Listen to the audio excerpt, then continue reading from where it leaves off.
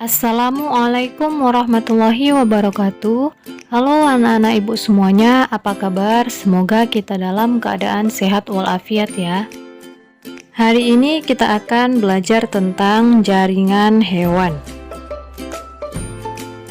Hampir semua hewan tersusun atas jaringan. Jaringan adalah sekelompok sel yang memiliki struktur dan fungsi yang sama.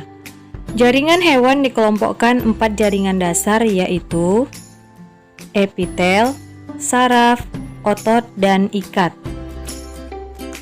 Yang pertama, jaringan epitel. Jaringan ini menutup dan melindungi permukaan luar di dalam tubuh hewan. Berdasarkan bentuk dan fungsinya, jaringan epitel terdiri atas epitel pipi selapis, pipi berlapis banyak, silindris berlapis tunggal, dan epitel kubus berlapis tunggal.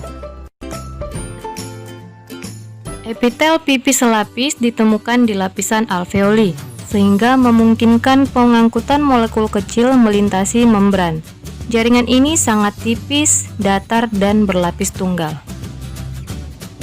Epitel pipi berlapis banyak melindungi organ dari gesekan luar dan ditemukan di dalam kulit. Nah, jaringan ini berlapis-lapis.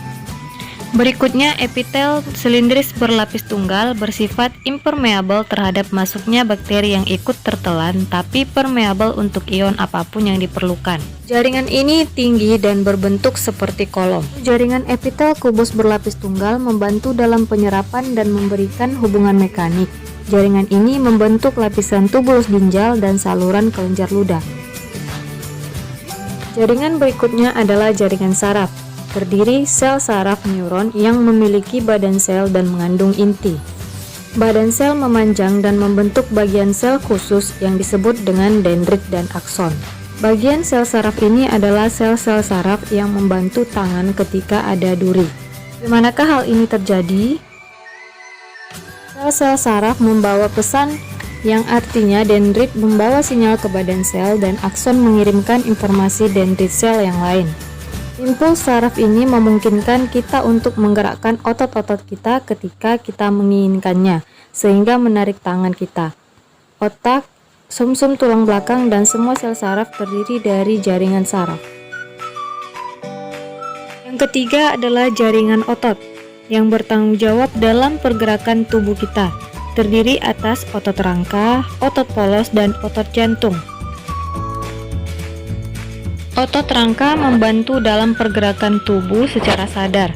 Otot ini tersusun atas sel-sel yang panjang dengan bagian gelap dan terang yang berselang-seling, sehingga otot rangka disebut juga dengan otot lurik. Yang berikutnya yaitu otot polos. Sel otot polos memberikan gerakan tidak sadar seperti kontraksi dari usus. Otot ini mengisi bagian dinding struktur rongga tubuh. Otot polos ditemukan di usus dan pembuluh darah, kandung kemih, dan rahim. Otot polos berbentuk gelendong, datar pada kedua ujungnya, dan melebar di tengah. Yang berikutnya yaitu otot jantung, bekerja secara tidak sadar, yang berkontraksi dan berelaksasi sepanjang hidup kita, berbentuk silindris bercabang dan memiliki satu inti sel. Jaringan yang keempat yaitu jaringan ikat, yang mengikat dan mendukung bagian tubuh serta mengangkut bahan-bahan.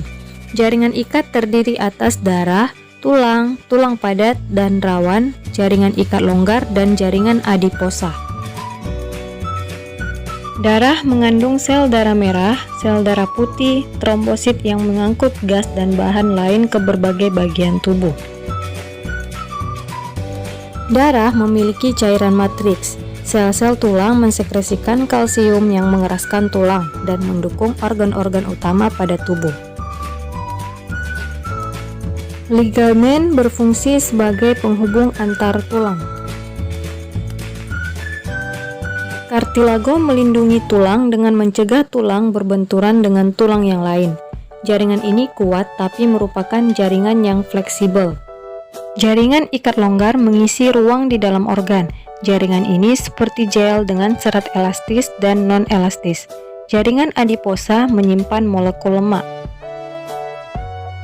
Dari penjelasan tadi diketahui adanya kesimpulan tentang jaringan hewan ada 4 jaringan dasar.